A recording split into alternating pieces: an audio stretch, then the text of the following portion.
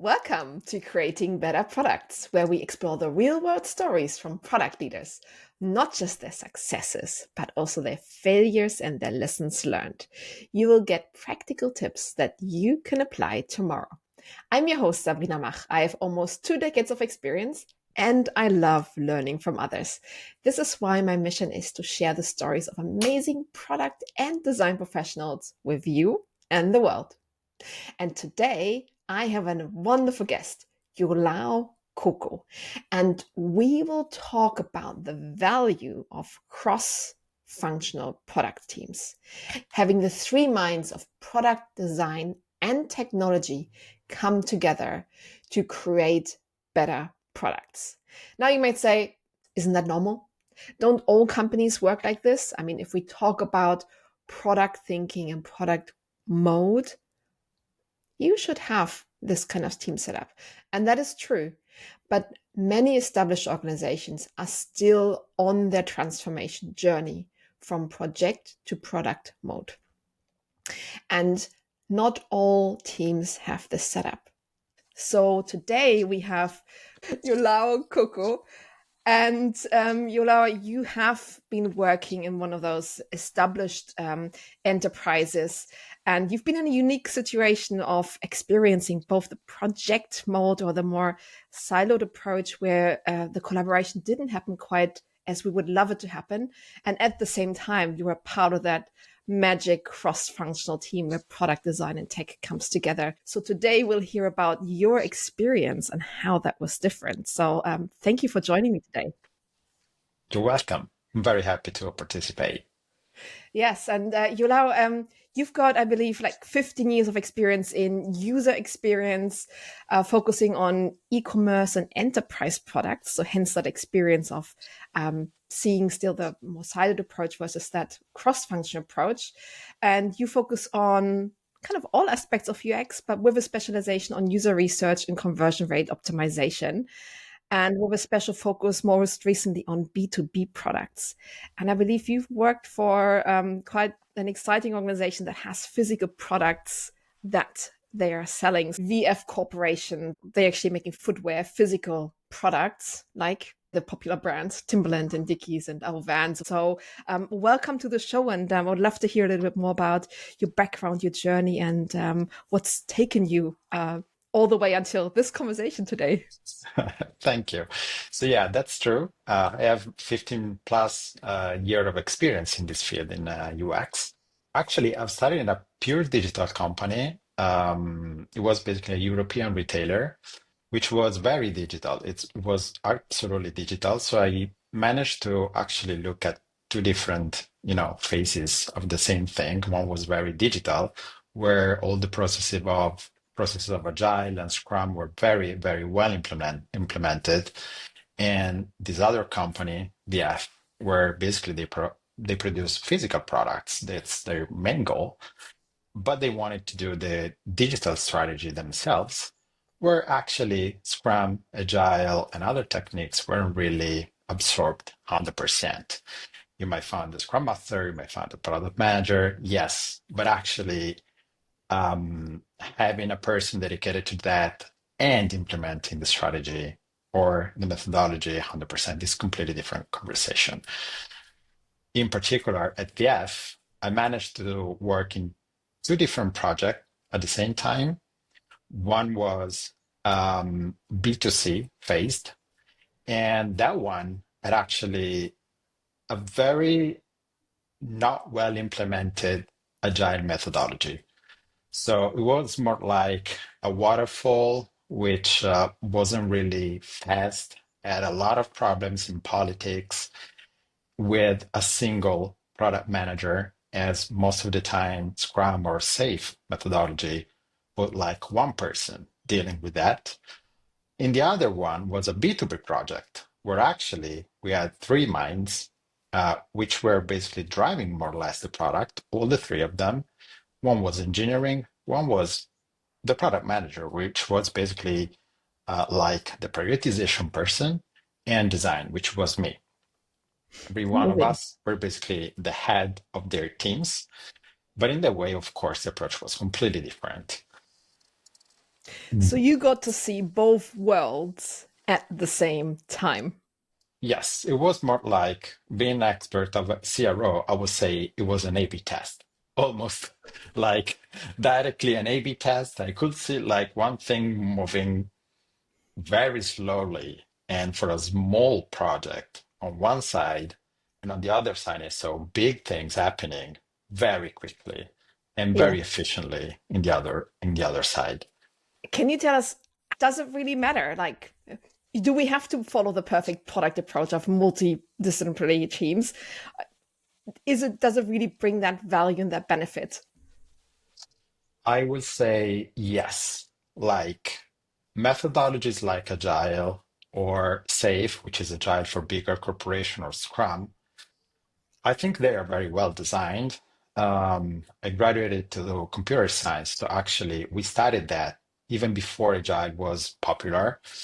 Actually, it's super smart to see the product evolution in that way, right? So you're not delivering the final thing, and then what you think about to make it better. It's always improving. It's always on, right? That's perfect. And that's the theory and works in 90% of cases where actually the company is ready to absorb that methodology. Bigger corporations where you need to deliver eventually the final product, like a shoe, you don't have the possibility to say, okay, we delivered this shoe, which is super cool, but then we can adjust that later. You cannot do that. Like the iPhone, the hardware is delivered. You cannot actually improve the hardware until the next version.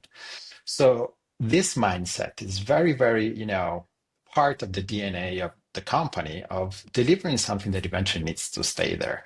So absorbing something like Agile, it's not immediate. It could be immediate for people working in digital, but eventually, when you go to finance, when you go to decision makers, it's not really easy to sell this. Besides this, which is normal for big corporations, it's absolutely normal. Sometimes they try to apply those methodologies in a way that is not really always sustainable for them. But in some cases, where is are the people working in the projects decide to organize themselves, so it's spontaneous organization mimicking those agile things. Eventually, they can, kind of design the entire process by themselves using that methodology, which works. So even like a top-down approach, sometimes a bottom-up approach works better. And that was the case.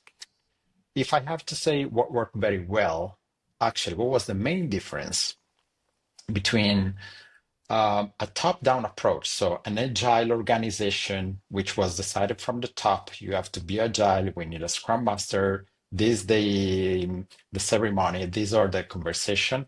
Well, in that case, I saw a lot of dead moments, like people waiting for the ceremony. People, yes, organized, but we have to talk with this person first, with that person first. Then we need to arrange this meeting, blah, blah, blah, and so on and so forth. That was good, but there were a lot of conversations. I have attended many meetings where eventually we didn't talk really about what we had to do, right? And most of the time was just for smaller atomic things we have to do on the platform, most likely in the UI because it was my space. While in the other end, when there were like the three minds thinking, yes, of course, we had the stakeholders to talk, which is normal. But eventually, it was the three of us always at the same meetings. So it was nearly impossible for the product manager or the person in charge of the prioritization to sell something that was impossible to deliver in a certain timeline.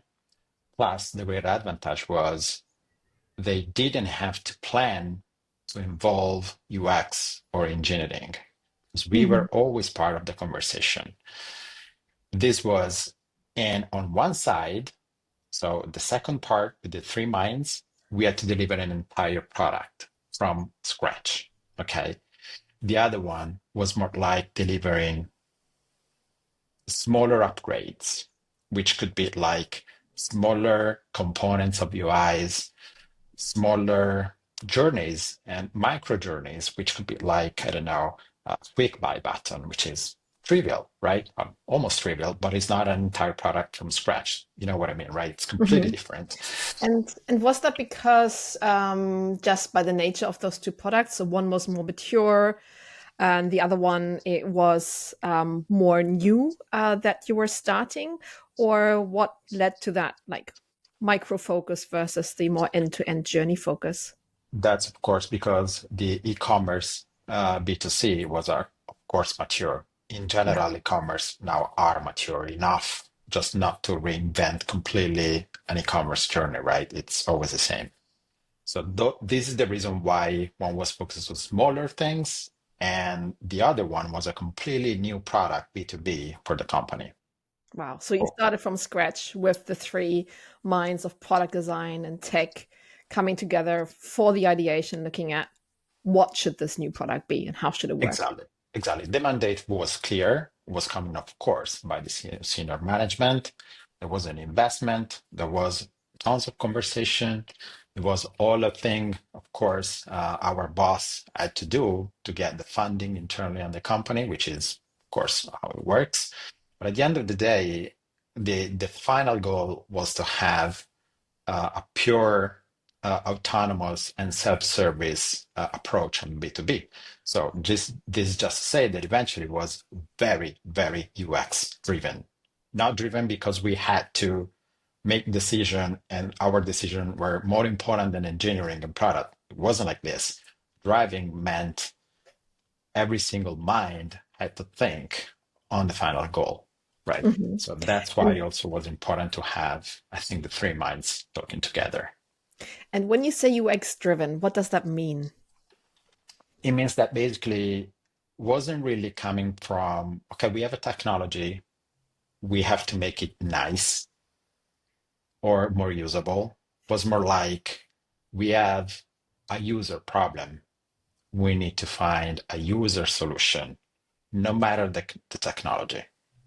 So it was Cool. this approach. We were solving a real user problem. It wasn't like, well, okay, we have a database with some data. Let's try and create like a UI for these people. It wasn't really like this. It was Yeah. really like, okay, we need to streamline this vertical asset of the company, which was the B2B, to make it very efficient. And it really didn't have to create additional cost for the company. So, for example, calling more the customer service, if you know what I mean. So it was Yes. really self-service. So at that point, a UX team was very needed, like in every single user-faced product. But in this case, since it was from scratch, we had the possibility to work in that way very well with the other two components of the three minds. But in the other end was more like um, you know, trying to achieve a higher and higher conversion rate, right? On the which, if you think, only two goals. One was huge, right? We have to create a completely new product with a huge commitment, with with a lot of money on the plate. On the other end, we had smaller components to improve. We had, adding another smaller percentage of conversion rate possible on the websites. If you Hmm. compare these two, actually, which one of the two, by instinct, you will say should be faster? Of course, the one which will require less decision making, the smaller components, that one needs to be super quick because you can deliver that in no time, right? Less politics, no thinking. E-commerce per se has a lot of heuristics you can use. There's not really much to discuss. The other one, it's huge, right? So it makes sense if it takes longer, right? But at the same time, it didn't take so much time. If you compare the time we deliver three small things for the e-commerce and one huge one in the other end. So it's kind of counterintuitive that smaller decisions had to take all this time, almost the same time as an entire product. This sometimes happen. Ah, so what you're saying is that building that new B2B platform, which was much, much bigger in terms of the work and the size of the decisions, that was actually faster than Yes, the optimization. And when you exactly. say faster, does that mean in terms of implementation of the features or in terms of realization of value, meaning revenue generated? Mhm. How did you evaluate that? I would say actually both, because if you consider the time we spent to creating, for example, I don't know, a simple thing like the login form, which is simple, right? Don't really have to put like five senior designers to create the login form of the portal. That was done basically by using heuristics. We said, okay, we need this, we need maybe an additional field because we need that. Fine, decision make. Written in the stone, developers delivered. That's For in the B2B space. this is the exactly this is the Hmm. bit of the space. Why, for example, a similar component on the e-commerce side on the B2C took forever because they have to make tons of tons of conversations with the brand, with stakeholders, because the prioritization of the product manager was a little bit upside down. In that space, you realize that the same component of the same size took forever for one thing that eventually could be super fast, like in the other case. Mm. But for some reasons, when you have the three minds together, they just say, okay, guys, we need to deliver this. We know there is a value because it's the first thing they see. They have to log in, right? What's the most reasonable thing to do? And we decided together at the Yeah. same desk. While in the other end was, okay, this week we will talk with the brand. The other week we'll talk with the product manager. The other thing, hey, Scrum Master, can you put this on the list of things to do? We'll open a ticket. We'll do an analysis for simple components. This makes no sense. So it sounds like Eh, a lot of dependencies in the e-commerce space. yes, yes, I would say Further dependence is conversation the to have. right. Yes. Yeah. And I think this is where, in my opinion, companies fail at using Agile or or Scrum in general. When you have an entire product to deliver from scratch, that's super. You can do, you don't have a better methodology than Scrum or Agile, right? But when you have smaller improvements, that's actually very detrimental. That's the opposite. It will take forever to do that kind of stuff. Because eventually you have a great population of people need to talk for smaller bits. While if you have like three minds, even in that space, it will be quicker eventually because you Ah. can discuss the solution even in that case, talk with the stakeholders, and put it basically on the plate for the deployment. But in that case, where company fails is using Agile, the big thing of Agile with a lot of, not Agile actually, Scrum and Safe, but a lot of people working, then even the smaller improvement will take forever to be delivered. Be- That's the big difference because everyone wants to put everything in that smaller part. So Mhm. actually, the simpler the incremental value you want to bring on the platform, the easier should be the process to do that. Yes. So if we have Safe and Scrum, that has too much process around it, whereas Yes, what we need is the small cross-functional team with the three minds that can make decisions quickly and move quicker, even though there's maybe always three people in the room. And one might think, well, isn't that slower because there's always three people instead of maybe one? But actually, it helps you be faster because you're there in the moment together. You have the same context, and you're able yes. to move forward and decide what to do. And you know what? Actually, in the other end, it's not one person. It's never the PM alone. It's the PM talking with a stakeholder, another stakeholder. We're not involved in UX, not involved in engineering, so they have to talk again. So actually, if you think about that, it's not only three. It's you can't really Yeah. count how many interactions this person might have. So three, it's like one number, three people will talk and they decide. While in the other end is one talking with multiple people. So actually, at the end of the day, the decision-making process, it's not one person. It could be 10 if you count every interaction they might have. It's enormous. This is where they failed. And on the B2C side, actually, was like this since a long time, to the point it was a problem for the entire company that eventually the e-commerce part was super slow delivering. So it wasn't like maybe we can be quicker. No, we are slow. And they knew they had to change that. So the governance of the product was actually a problem. But in the B2B space, we managed to say, okay, guys, you see this one. Okay, let's don't do that.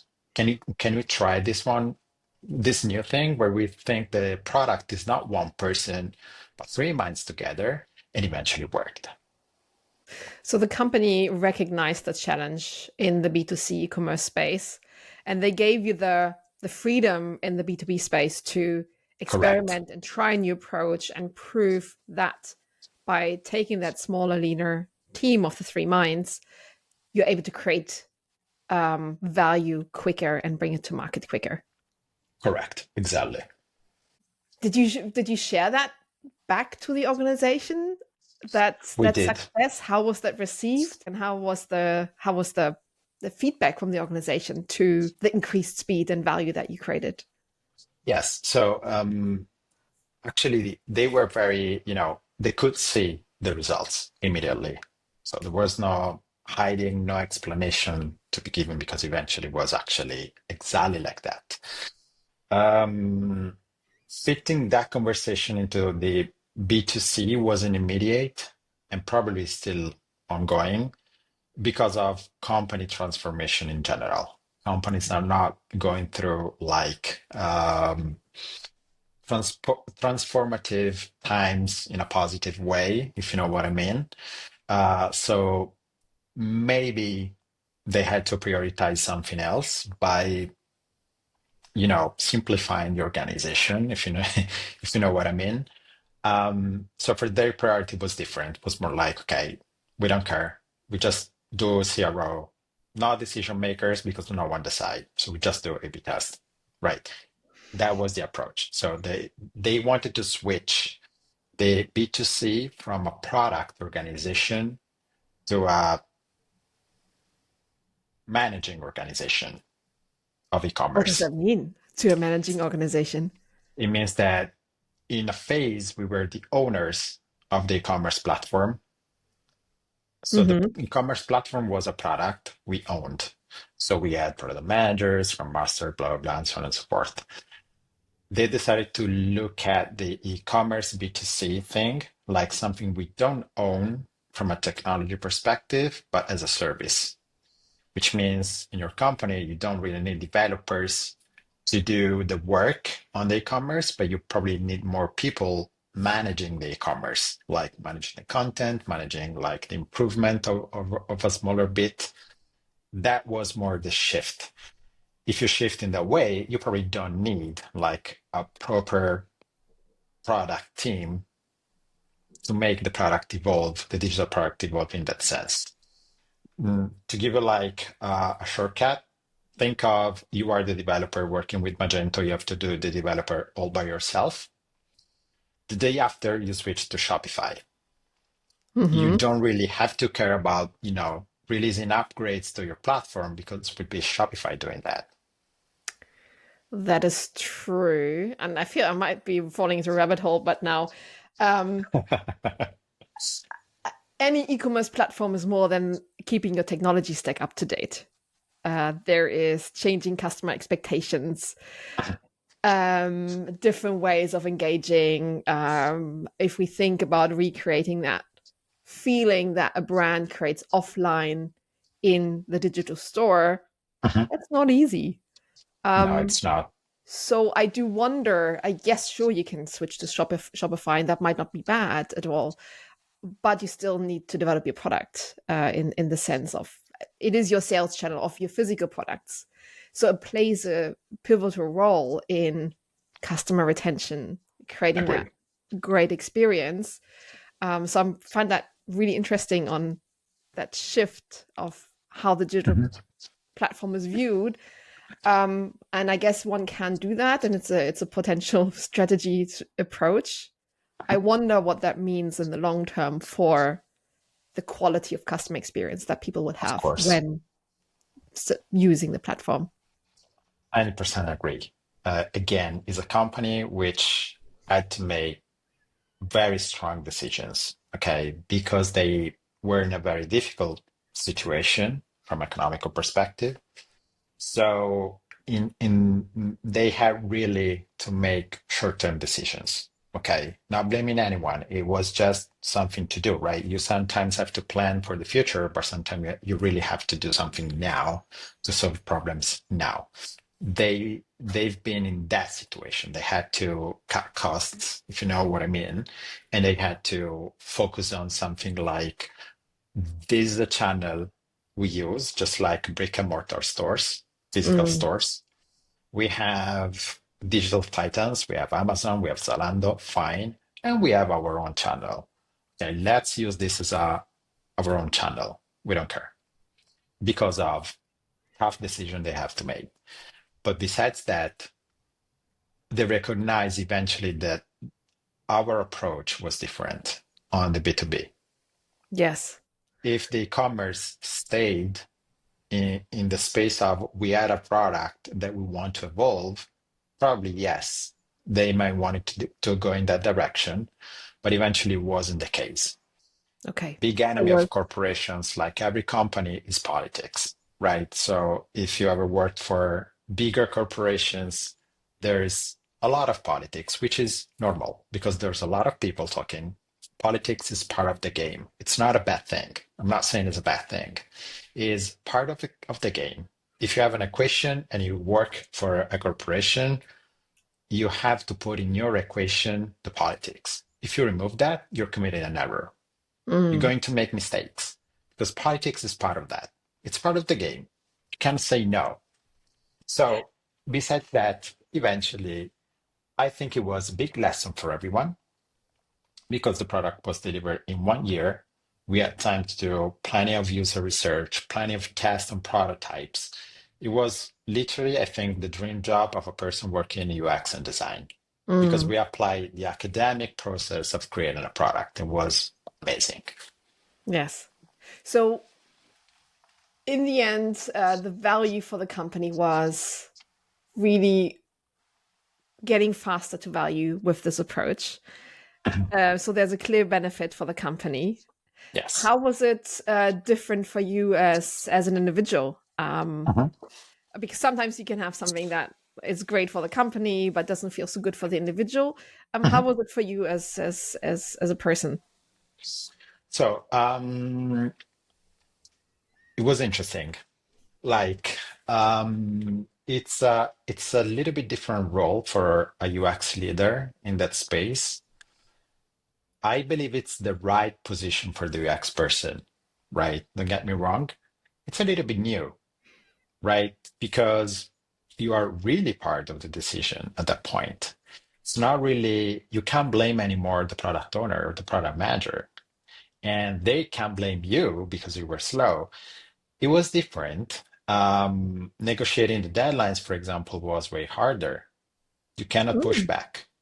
You cannot say, oh, actually, you involved us a little bit late in time. If you're the UX, you probably know this is a cliche, because you were part of the process, which means if you commit, you have to deliver. Giving that commitment is a different story. You have to plan very well your team and your resources on different stages of the project. You need to remember, you need to perform analysis before design. You need to plan very carefully. So it's good because you're doing your job very well, but at the same time, you cannot hide anymore. But this is true for everyone. It's true for the UX person. It's true for the product manager. It's true for engineering. And I believe this kind of transparency is actually what won the game eventually, because we could plan with more transparency our timings. We said, okay, to do this, guys, we have to perform 3 weeks of interviews, right? We cannot put like in an agile space because this is like, it has a beginning, it does an end. It might come up with people not replying to responses, so we need to wait a little bit more time. But with this kind of transparency, they can also plan their activity better. There's no way to hide. It's a little bit difficult because you really need to keep your team much more motivated, much more reactive, if you will. It's a very interesting part. I believe this is the real job of a UX leader, of a UX team. So I believe it should be like this. Yes. 9 times out of 10, it's not really like this. Most of the time, there's a product manager involved in UX or not, or involving engineering or not. So, and that actually creates that problem as the B2C, right? Say, okay, but we promised them to do that in 3 weeks. So you now have to do the design in 3 weeks. We cannot do that, right? Mm. This is the difference between the transparency of the three minds Yeah. on the competitive and challenging things of the other model. Yeah. It really changes the dynamic between people. Yes, It, from your story, it sounds much more collaborative with the three minds. absolutely. It is. You're accountable together, whereas the other dynamic sounds more. I don't know. I don't want to say us versus them, but it's a little sounds a little bit more antagonistic around one person planning for others, and then you need to realign expectations, which is always challenges. You weren't in the room, um, and that creates a more challenging dynamic. Whereas if you're deciding together, and in that moment you can negotiate, it creates sounds like a very different dynamic and much more healthy with the three minds in the room. Absolutely, especially in the long run, because in the first case, when it's like the me versus you, like quoting, um, it's something that might deteriorate very quickly. And Mm, if you have a project of 1 year, the relationship can degrade very quickly. While in the other end, where everyone is responsible, then at the end of the day, there will be always the person doing the prioritization, right? Be like the front man in some cases, pulling the things together, doing the presentation. But at the end of the day, we were all responsible. I was responsible of my work. Like if yeah. something goes wrong, it was me going to the person and say we were slow. In this space, the relationship is much more open and designed to be opened, and the relationship in that space will last longer. We had problem. We had problem. Even with the three minds, we had problem. We clashed sometime. But at the end of the day, that's kind of personal, but is also depending on the person, but is also the way that thing is designed is to be transparent. You have it's interconnected, right? The other one is more hierarchy. So one is systemically designed to be more likely to fail. The other one is a little bit more resilient because there are three Mm, persons talking all the time. So this is the difference. When you design a system where we mentioned like one person appointed to do something, if this person is bad, the whole system will fail. In the other case, where three persons have to talk, well, you have to need three bad person dealing with the product. Now, it can happen, but it requires a little bit of effort to take like three bad persons at their job to do that work. It's a little bit different, if you know what I mean. One is designed to be more resilient, the other one, not really. yes, and I probably wouldn't. I'm always an optimist. I probably wouldn't call it a bad person per se. In reality, we all have blind spots. So In the context, I mean. in the context, In there's that always things that context, we don't know. So having different perspectives from design, product, and tech there helps us to reduce the amount of blind spots that we have, and therefore correct. the team is more resilient. It's not necessarily even that the person is bad. It's just if there's only one person, we don't see the blind spots, and we have no one challenging us, no Correct. one to Exactly. discuss with. And I think that's what really adds that value and creates that resilience with that three minds team setup. It's exactly that. When I said per person, not the person covering that role in particular because they are not nice. It's Yes. literally that. It's like if there is not a fit, if something is not working, you cannot challenge in them. There's not really room to improve that, right? While if you have three people working at the same level, challenging each other, it's different. It's more resilient. It looks Yes. like actually it's counterintuitive because it looks like you need more people, but actually you need less people in that way. How was it less? It's less because yes, it's three people, but you have three people even in the other end because engineering in the other structure won't disappear. UX won't disappear. They're always there. But the amount of conversation you have, it's that the real cost is not the amount of person. The real cost is how much those persons needs to talk to reach a result. In one case, if the relationship deteriorates, the conversation probably grow to an exponential number Yeah. because they have to challenge each other. They have to, weird dynamics that can happen in that space. In the other one, if there is transparency, there's no really, because there is transparency, there's no really me versus you dynamic anymore because you really need to cooperate because the system is designed to make you cooperate. And in the way, actually, you have always three people, like in the other case, but the amount of conversation that needs to be done on a topic are way less. That's the real cost. Yeah. And we're talking about the three minds and three people a lot, which might make it sound like a tiny team in an enterprise.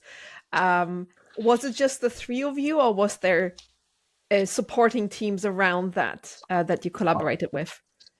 Of course, there was like an entire team. We were the heads of three teams. So I was the head of UX, and I had like six between designers and researchers. Engineering, I don't remember, but I had like the principal engineer. Then I had other developers to do the work, which I believe by number was kind of similar to my team. The the product one was a little bit different. They had a business analyst plus the product manager per se, plus other consultant to support. Yeah. So we were just the heads of bigger teams. We were just the heads of functions, if you will. Uh, One thing that worked very well, and I was one of the promoter of this thing, is we are the three minds. That's okay. But I wanted also people in my team dealing with the same kind of conversation with the other functions. So it wasn't just me talking with the two of them, but also my team talking with the other teams. Mhm. Because, of course, one thing is the planning, one thing is the execution.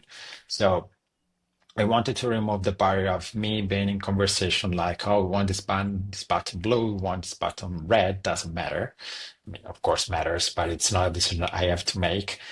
But the person, the designer, could also be exposed much more to this kind of conversations. And where some challenges arrived, which arrived eventually, of course, were the three minds talking how to resolve the controversy. So, for example, if a designer was a little bit frustrated because an engineer had like a bad feedback on a design, which is classic, eventually were the three of us, trying to remove the barrier between them and make them understand what to do. I think it was very beneficial because eventually, yes, it's a thing to deliver better things to the company, better products. But in my opinion, was also key to personal growth for every single person in each team because they were more exposed to the projects. They Mhm. were less exposed to negative feedback, which you need to take negative feedback. It happens, um, but in a different way. It Yeah. wasn't direct, right? So if sometimes they, for example, did a design, we discussed the design with my team internally. Sometimes they didn't want to be them presenting the design, and I was presenting the design for them. I took Mhm. the negative feedback and I translated that negative feedback to something constructive. This is a completely different chapter on UX leadership and everything. That was particularly me wanting to protect the team, but not making it blind to the rest of the company, Yeah. but exposing them to the negative feedback in a constructive way. Because most of the time designers are not really good at taking feedback, which is normal. No one is actually, not it's not just designers. Designers are just more exposed because everyone can have an opinion on design. You can't really have an opinion on an algorithm, right? This is the difference. So for them, it's a little bit harder to digest a negative feedback. I was there to support the team. This structure with this kind of transparency was very useful for me to actually get the result. So it was beneficial in two ways, in my opinion. Was faster, better products in general, because the product was very good quality, not because of that, but at the end of the day, you could see the results. We had feedback from the users. We interviewed the final user, and they said, well, this is something I would use every day, not twice per year, because we just have to place orders. That was a win. The brands using the B2B, so internal users, because we have different kind of users, said, okay, this is where we want to go exactly. We can sell this thing to our customers. This is great. So we just took the feedback. Great. At the same time, I could also, make the team grow, make them part of the game. It's not just you on Figma doing your design because it's time to do that. That's your job. You just do it. For those that wanted to be exposed, I had the chance to pick them, go into meetings, take feedback, and at the same time, if they receive a negative feedback, a hard one maybe, there will always be like this open relationship to fix that. Nice. I believe this is also, again, it looks counterintuitive because there is a lot of conversations, even in that plan, in that layer, but eventually it's not.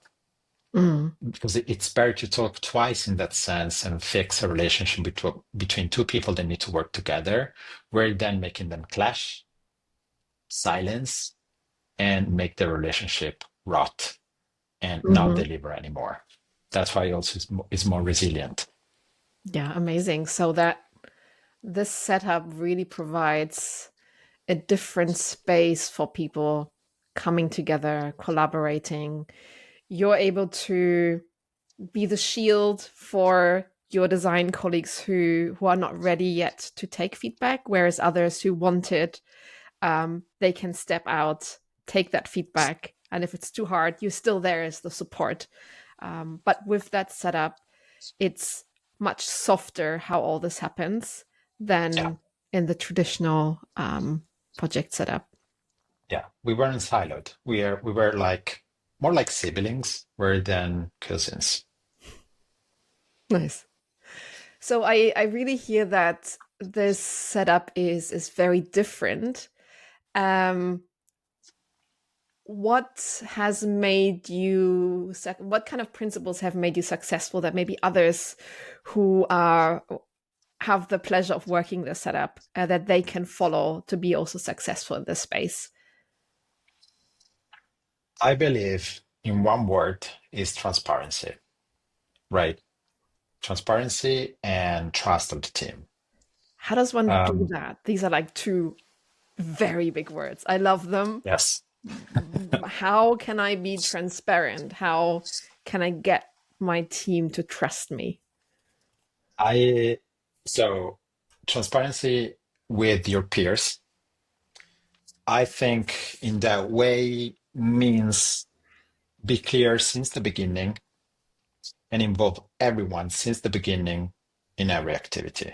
Like uh, every time we perform, I'm talking for UX, of course. Um, when we started interviewing the users, we involved the product manager and the engineer as well at the same table. I wanted them to be part of the game. I want them to be listening to the person that was complaining to the old portal, to the whole product. It looks stupid because, hey, but that's your job, right? You have to do that. It's not, because opening the collaboration in that sense made them be open and invite me in their conversation because they saw the benefit of that. So if the structure alone, it's not enough to be open, my suggestion is be you the first person opening the doors. Don't be scared, don't be afraid. You invite people into your process. Yes, every time. Even in design process, well, not when we were on Figma deciding what components to use, that makes no sense. But when we had to design entire areas of the website, for example, a ticketing system, we came up with the ideas and we didn't say, hey, we are designers. We do everything the best way. You cannot say no. We said, we have this. Okay, according to what we know and what we know about from the users, we know this can work. Okay. You either want to go with this, we don't recommend that, or we can do, if you give us like a little bit more time, we can test the prototype. So even in this way, like exchanging the responsibility, not in a bad way, it's you, it's me. It's more like we can go for a 6 out of 10. We can go for a 10-10. Can you help us to go 10-10? And they can say yes. These are part of the involvement I'm talking about. Yeah. So you're sharing a little bit of your thinking around different options, but also what is the impact of each of them. So you're providing that transparency around like different routes forward, and you're inviting a decision, and you're giving them the space also to think about it. Absolutely. Yes. That's part of transparency, Yeah. I meant. That's exactly that. And if we think about trust, you mentioned trust is the second one. How do you build that? I think part of being open in that way, uh, well, that's a very soft skill. Okay. Build trust is a soft skill. It's not a hard skill. It's a soft skill. Again, like you cannot like put up politics out of corporations. There are human aspects on our job, right? So you cannot say, okay, no, we're not human. We're just robots creating Figmas. It's not this. So this is more like an advice rather than do it. It's more an advice. Um, be open, like practically speaking, is you come with us, look at our work, right? That's one thing to build trust because I'm letting you in and I'm making you see there is nothing to hide here. There will be always something to hide. Even in the full transparency, there's always a small percentage of not sharing. That's part of the game. But it doesn't need to create frustration. It's just a little secret you keep to build your buffer, your protection in case something goes wrong, like in terms of deadlines. If you say, okay, we'll take 3 weeks, we take probably 1.5, but you are keeping 1.5 weeks for contingency. Here's a little secret you can keep, but the rest of the team probably already know, right? Building this kind of transparency, making them look at your work to make them understand how long it takes to do some stuff. Well, in that case, I think it can create trust because eventually it's not you just saying one number out of the blue, like, oh, we'll take 3 weeks. Why it will take 3 weeks? I know my job. It's 3 weeks. That's an attitude that won't create any trust.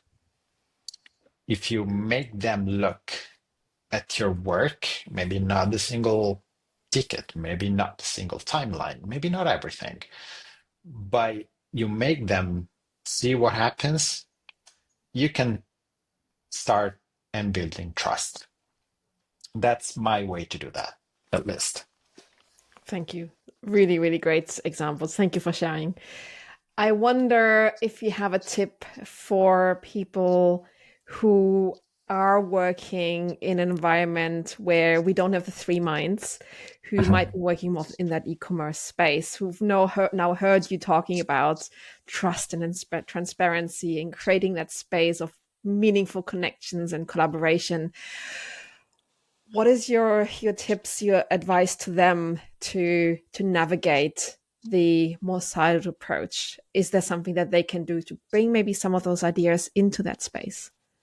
Absolutely. I mean, transparency and trust and collaborations are always three things in every possible organization and methodology you need to bring in, unless you're playing poker. That's different story. But in the workspace are always valid. Of course, the only recommendation I can give is always try to read the person you are talking to, right? Not everyone are open to be interested in what you do. You might try and be open and they really don't care, right? It's totally possible because they have their own objectives. So it's totally possible. Still, I believe being open, having this kind of conversation with your peers, or in that case, if they're not peers, your colleagues, I think it's always something that can help. Absolutely. There's no way you can build a trust relationship by talking. It's impossible. Sometimes happened also in my career that as much I could talk, um, be open, transparent, and everything. If the other person builds a wall, there's nothing to do. Okay, that's a completely different story, right? Mm. There's not much you can do. 99% of time, people are not behaving like this at work, hopefully. And by being open the doors, make most of the time people open also their doors and collaborating. So if the structure it's not designed to be resilient, human relationship can create a structure more resilient. The only difference is one is very based on the person creating the structure. The other one is the structure inviting people to be like this. You know what I mean? One is I know putting what you mean. you in a direction, the other foster a completely different behavior. That's the difference. One is more risky because you really need to, bet on people you have. The other one is okay, whether a person can be more open or less open, at the end of the day, they have to be open. Okay, this is the difference of the approach. So one is more systemic, the other is not. I love that. Thank you so much for sharing. Really, really great insight. Iolao, thank you so much. I want to step back with a few final questions. So this podcast is called Creating Better Products, and you've now experienced both, even concurrently, both ways of working. Why is that three minds setup so important for creating better products? Okay. I think because the vision is much more shared between all the components of the product builders. Product builders, I mean UX, engineering, and the rest of the team. Because of transparency, the vision is much more shared. It's there is less competition in I'm doing better than you, I'm putting my idea over yours. There is more vision and tendency to be focused on the goal of the product. If the product is well designed, not by UX people, designed in terms of we want to create that, and the vision is clear, the vision is much better shared between all the functions. It's just like, okay, we have to do this thing, just do it. Every person siloed might have an interpretation of the product based on their bias. So this according to UX means this. This according to engineering means this. This, according to prioritization, means that. If you have three minds together, there's less space for interpretation because you have more conversation, which is now me versus you. It's more like, okay, guys, we're all professional. We need to hit that target, right? It's a better product. It's a good product. Let's do it in that way. For the example I bring before, I did a thing, right? A ticketing system, for example. We believe by the time we believe this is a 7, okay? We believe it can be a 10 when we go to production because it's less expensive analyzing first 1, 10, 100 approach. We believe that spending $1 analyzing this now will cost just $1. If we have to change it once in production, it will take $100. With that conversation, the product manager can say, you know what? We might have time. Let's do it. Let's point to 10. At the end of the day, it's a better product. A better product, and I also heard potentially a cheaper one because we could change things later, but it would cost significantly more to get to level 10 status, where Exactly. investing that money and time up a little bit early in the process, we can get to that better quality product Exactly. faster and cheaper. Precisely. That's exactly the approach. Among the transparency and the other one is the 1, 10, 100 approach, which is to analyze one thing now will cost $1. To change that thing in production will cost 100. So a prototype, it's not that expensive. You can change it. It will cost $1. If you need to change completely the UI in production to reach the 10, it won't be $1 at all. Amazing. Yeah, I love the 110 $100 approach. Yes. Very Yes. cool. Thank you so much for sharing, Iolao. It's been really inspiring. Now, all the things that you shared inspired me a lot. And I'm very curious, what are things that have inspired you? Something that you've read, a book, or a podcast, or any of those things that you think our listeners would enjoy too? Absolutely. So, one is very obvious.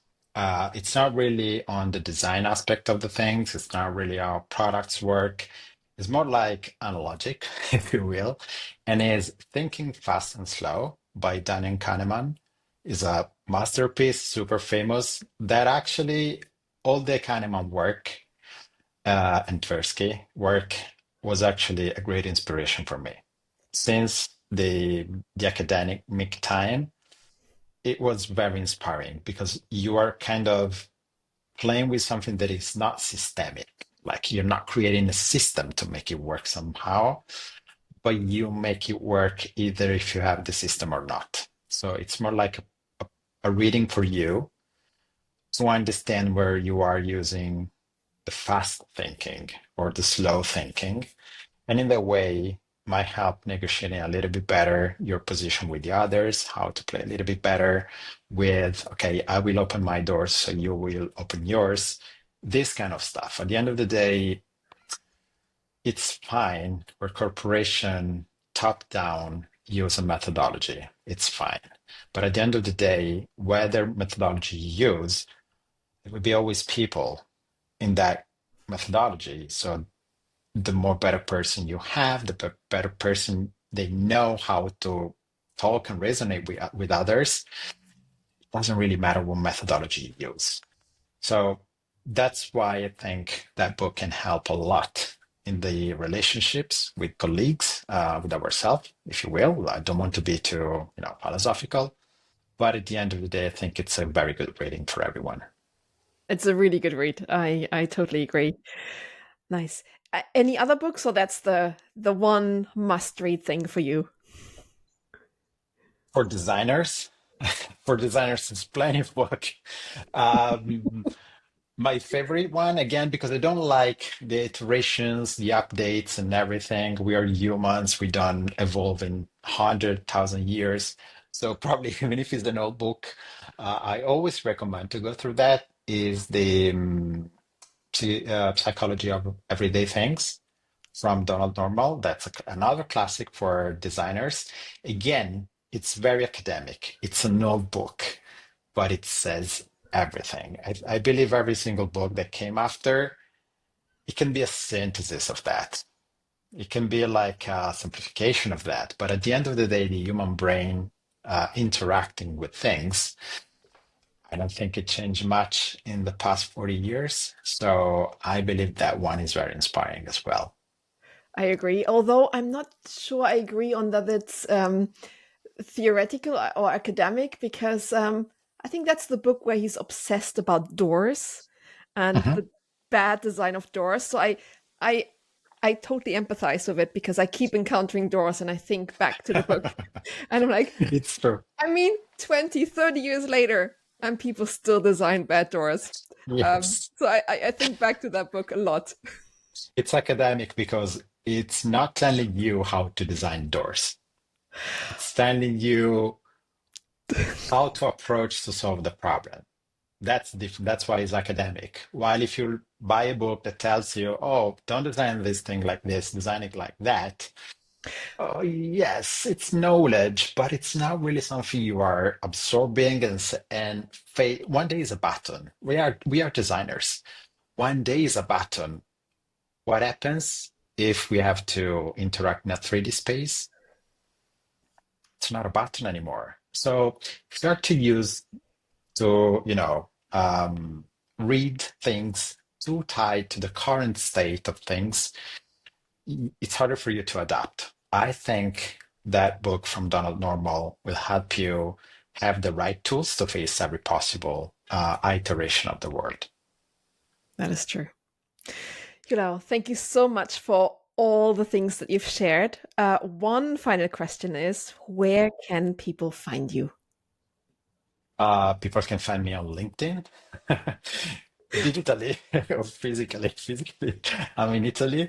Digitally, I'm on LinkedIn. I can't remember the URL, but it's slash my name.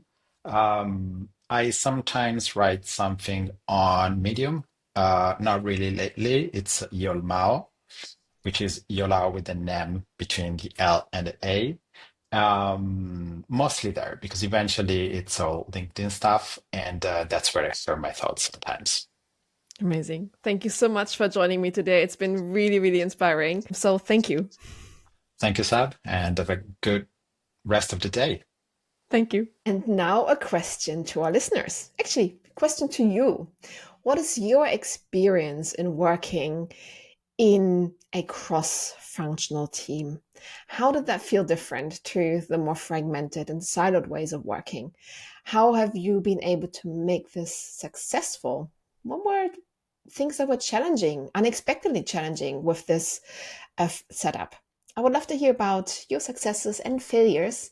Please share your experience in the comments or reach out to me directly. And finally, if you enjoyed the episode as much as I did, please share it with your network and give us a like and subscribe in your favorite streaming platform. And by doing that, you help to elevate the voice of our amazing guests. And today, that was Iolao Cocco. Thank you, and see you next time.